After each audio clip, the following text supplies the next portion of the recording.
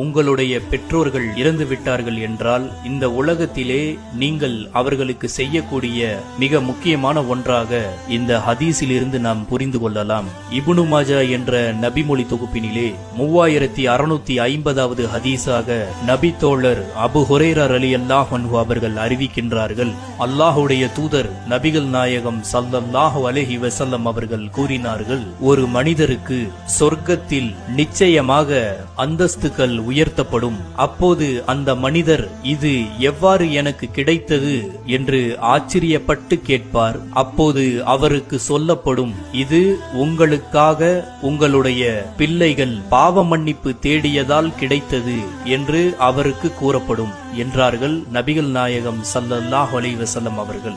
ஆக நம்முடைய பெற்றோர்கள் இறந்து விட்டார்கள் என்றால் அவருக்காக இந்த உலகத்திலே நாம் அதிகமாக பாவ மன்னிப்பு தேட வேண்டும்.